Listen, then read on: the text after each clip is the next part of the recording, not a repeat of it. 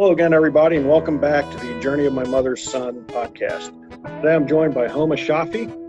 Homa and I met originally through Facebook, through my network of women's baseball players, and she was a member of the U.S. Women's National Team Development Program back in 2017, and she's going to be trying out for the next Women's World Cup team. So, Homa, thanks for joining me today. Thanks. I'm super happy to be here, Dan. Awesome. So, reached out to you, and I think you have a pretty amazing story, and people should definitely be able to hear it. First of all, I want to start with the fact that you came to the United States when you were 11 years old from Iran originally. And, my first question is, how does a female from Iran fall in love with the American pastime of baseball? I always ask myself the same question when I look back to my upbringing in Iran and coming to the U.S.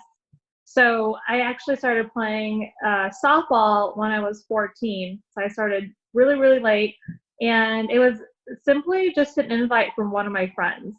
I was playing water polo, and I was the only female on the men's water polo team. So I asked her to come join me on the water polo team. So she's like, okay, but you come try out with me for the softball team. And I had no idea what softball or baseball was. So I was like, what's softball? And she said, it's like baseball, but for girls. So I started watching baseball games and went out my first year playing as a freshman. I sucked really bad. But I just fell in love with the game because it's such a hard, difficult game, and I was raised going after difficult things and bigger accomplishments. So it was just something that I really wanted to conquer, but it was just so much fun because when you got it right, it's just a good feeling, and just put in hard work and took off from there. So my first year was just simply learning the game. So, started out playing softball. When did you actually start playing the game of baseball? Obviously became a fan by trying to educate yourself through baseball and softball. When did you actually start playing baseball? Yes. So during my college year, there was one season that I went out for a local women's league, and I played in a few games there.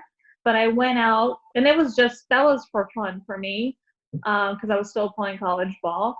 But after college softball, because I still had that desire to compete and play, and there was not much softball after college softball, I went out for a local Monterey men's baseball league. And I tried out, they let me try out for a team because it's a men's league. And then after a year, I actually started my own team in the league, the Legends.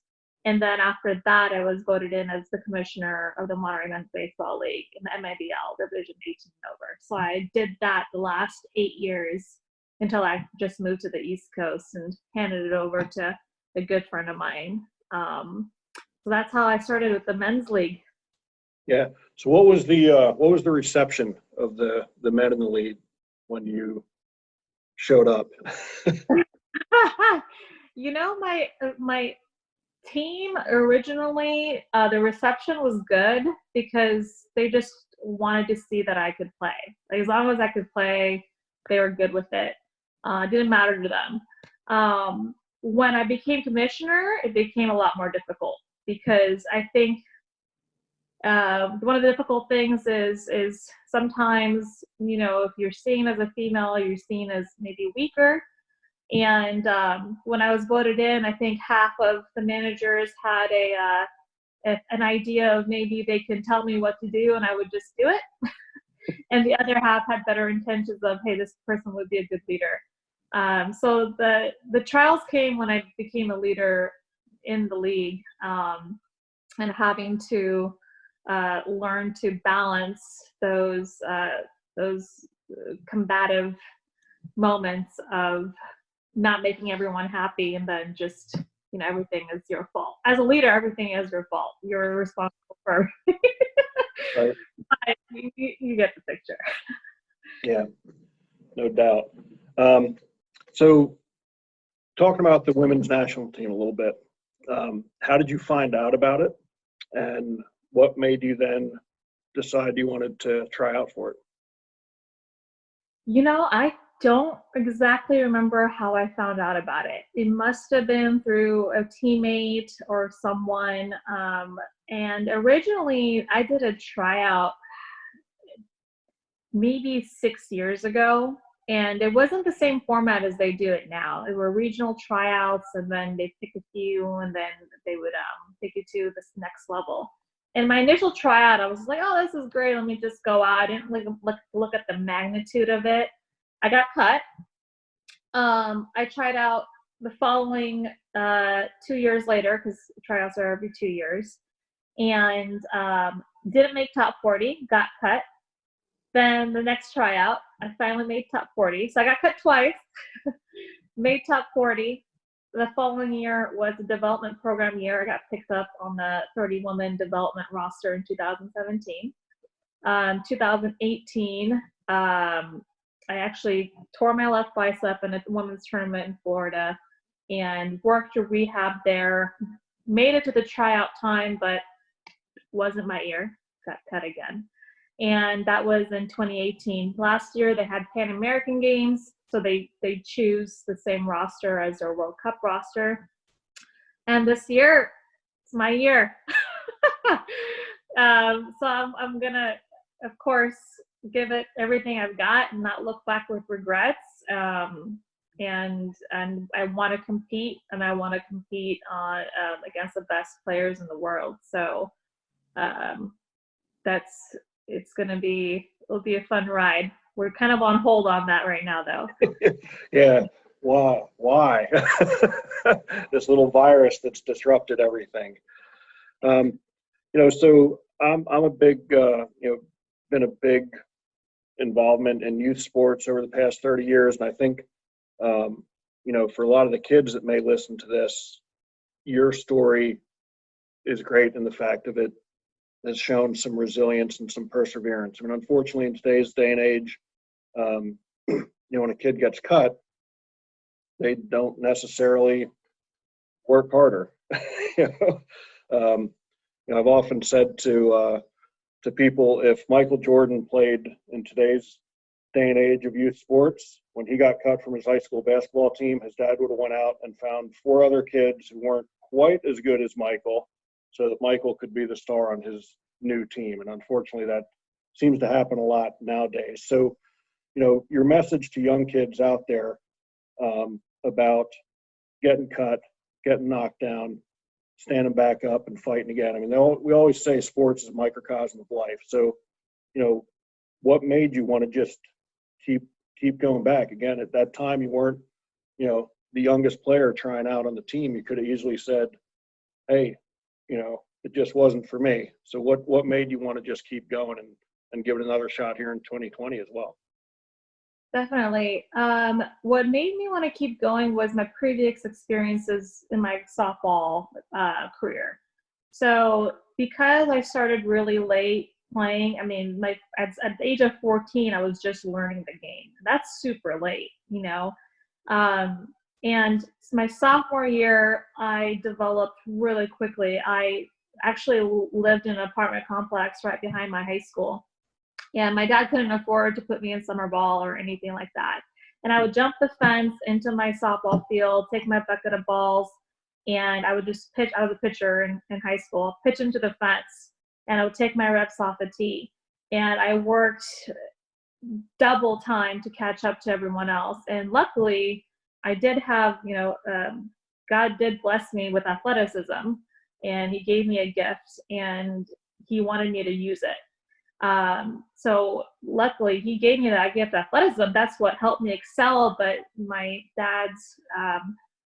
father's teachings of hard work, and striving to be the best is what taught me hard work and having to put in my dues. But going through my high school career, it was a horrible player to JV team, first team all league, to making varsity, mediocre JV, mediocre my junior year, to senior year finally learning the full aspects of the game and being able to develop myself mentally and physically.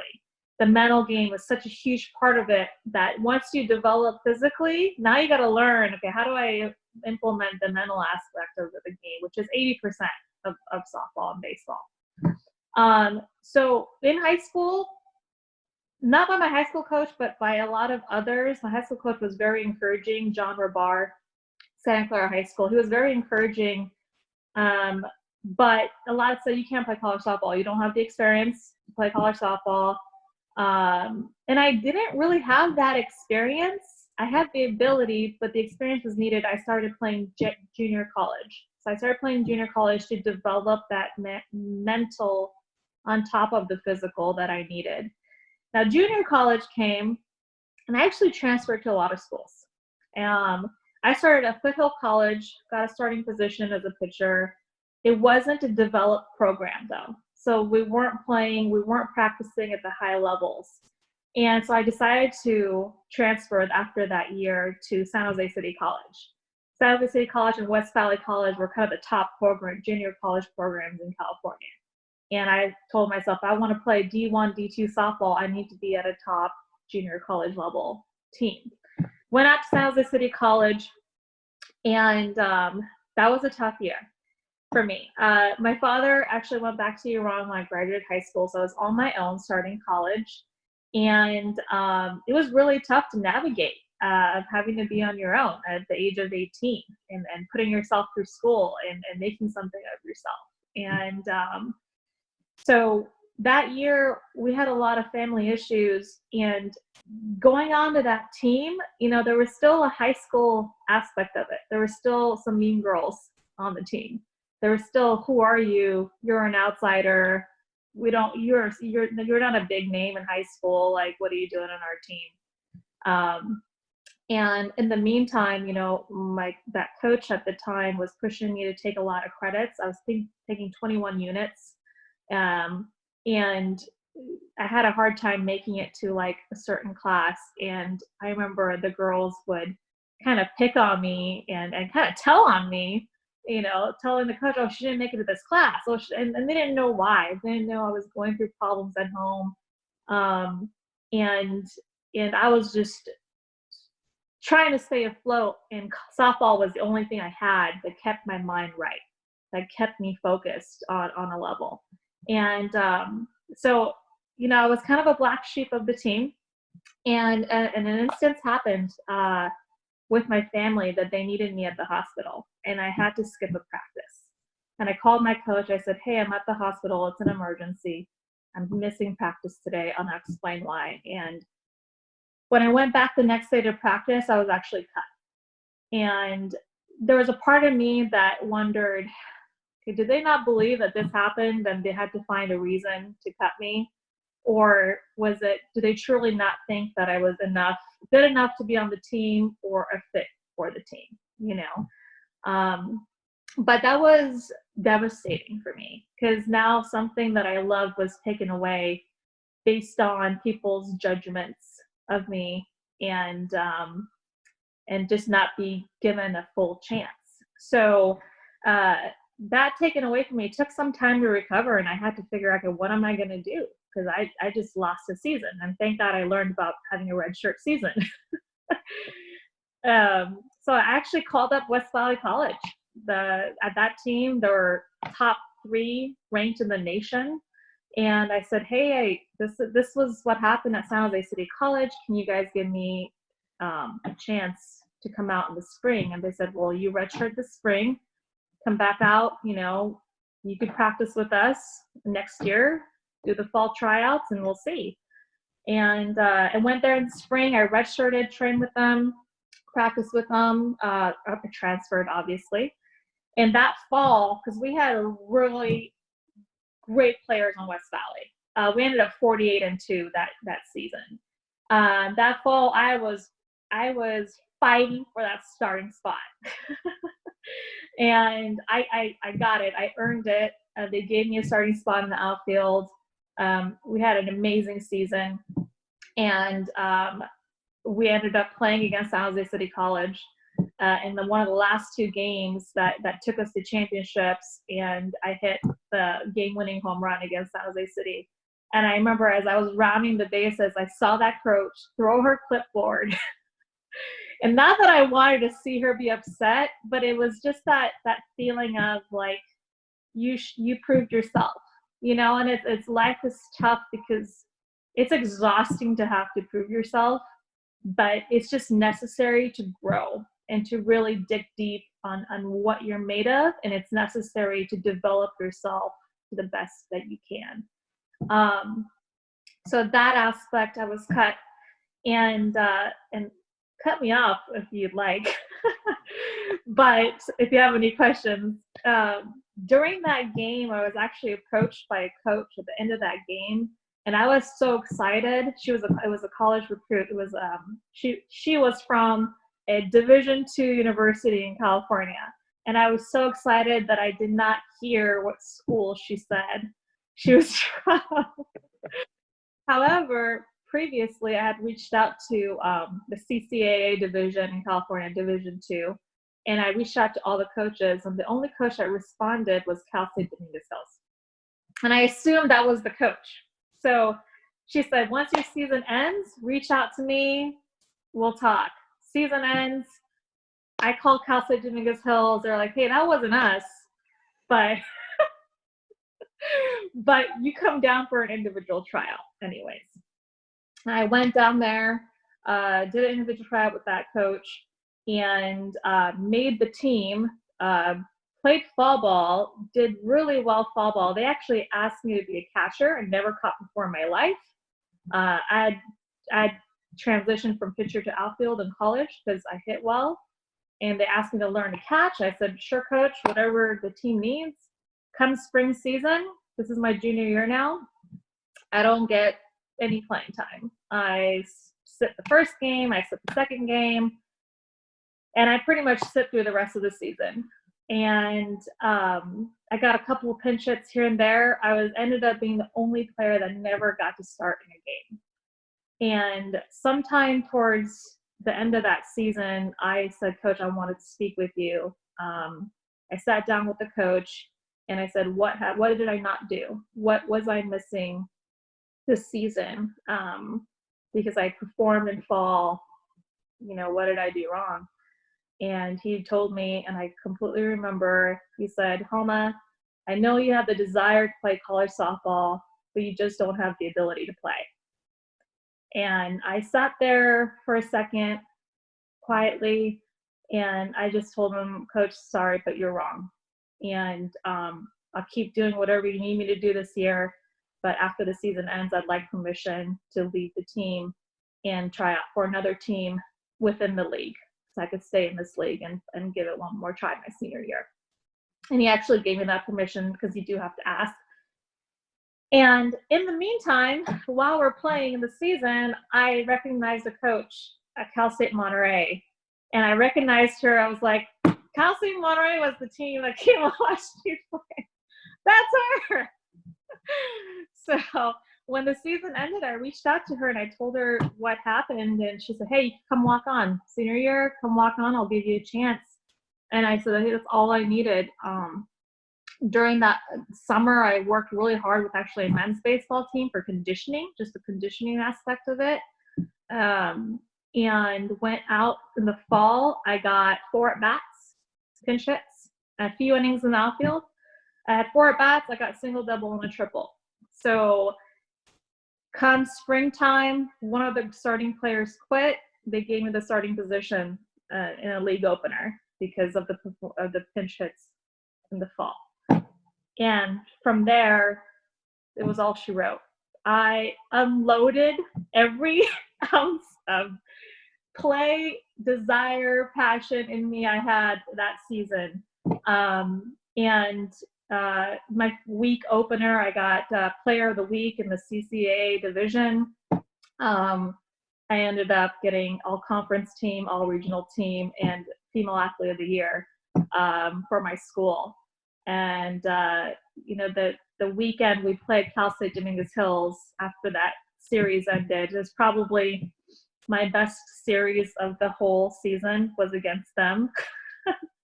And coach came up to me, the Angus Hill's coach came up to me and said, hey, you turned out to be one hell of a player. And, in my mind I didn't really know what to say. I just said, thank you. There was a lot more I wanted to say. But, my whole college career was just constant, you're not good enough. And I proved to myself and others I was. And having that experience is why I'm not giving up on my Team USA dreams. And it could not be in God's plans. I could try out again this year and not play, but I know that I can look back and not have any regrets, making sure that I at least tried. So that's the long version of why I have not given up on the dream. No, I think that's awesome. And I think that's something that our young people really need to hear, is that, just keep trying, keep grinding it out and see where it goes. And I think what you said at the end there is, even if it's not in God's plan that it works out this year, you're not going to have any regrets about it. You're going to look back and say that you left it all on the table, so to speak. What do you think, you mentioned your dad a little bit and, his work ethic and that sort of stuff. Is that where some of that resilience came from your father and your parents? That's not something that's a lot of times learned. It's something that you're born with. Yeah, absolutely. Some of that was learned from my father. The striving to be the best. He always told me, there's always going to be someone better than you out there. You have to know that. At one point, someone will be better than you. So you have to work that much harder if you want to go after great things, and that's not necessarily, that's not a necessity in everyone's life. Not everyone needs to accomplish big things. Everyone has their own purpose, and even a small purpose or a small accomplishment can be a huge thing. But I did always have that constant drive for more, and that comes from God. That's His purpose for me. That's His plan for me. He puts that fire in me. And I think that's where it comes from. That strength or that desire is Him working in my heart, because I've given my heart to Him to do whatever He wants with and guide me towards whatever direction He wants to guide me towards. So I have to give that credit to Him, because sometimes I ask myself, what are you doing with your life? Like, you're really doing this? Are you really going after this? You gotta be kidding. And I'm like, yeah, you're doing it. And that goes a little bit out of my athletic career too, and into my professional career. As you know, I worked for the state SWAT team as an operator, and I was the first and only female operator to be on that team at that time. And that's a whole different story, but trying to attempt to make an all men's SWAT team and no female ever graduating through that's a whole nother level of, what are you doing? Are you sure you want to get yourself into this? And it's like, yeah, you're meant to go in this direction. You're meant to break barriers. You're meant to show people that they need to go after their dreams. They need to break those fears. They need to push through those walls, because that's the only way you're going to get to God's blessings for yourself. If you got fear in your way, that's the enemy. He's trying to keep you from achieving the things that you're meant to achieve. And it's not necessarily easy to push past those times. Yeah, no, I love that. I think it's a great message for people to hear. So we're just about out of time on this episode, but we are going to have you back because there's a lot more to your story. But are there any last things you want to mention just in regards to, your baseball career and, again, young women out there, even, young men out there who are, striving for their dreams and just coming up against obstacles. Yeah, definitely. At the end of the day, just how much do you want it and how bad do you want it? If you want it enough, you're gonna put in the work. If you find yourself not doing the work and kind of putting in half of your attempt, maybe rethink your desires. Maybe something else is in plans for you. But if it's burning in your heart, you want it bad enough, give it everything you got. And you might not be motivated some days, but you still need to get up and you still need to do the work. You're going to doubt yourself, and that's completely normal. And you just got to push past those doubts, and it's just the mindset. It's all about the mindset. And that's a mental practice as well. So if you want it bad, get after it. Put in the work. Pay your dues. It's not easy, that's for sure, but I think that's great advice for people out there. So my end question I'll actually save for our next episode that we do. And folks, as always, be sure to check out my podcasts and blogs at danclouser.com, and we'll be back with Homa to hear the rest of her story shortly. Thanks for joining me, Homa. Thank you. Looking forward to it.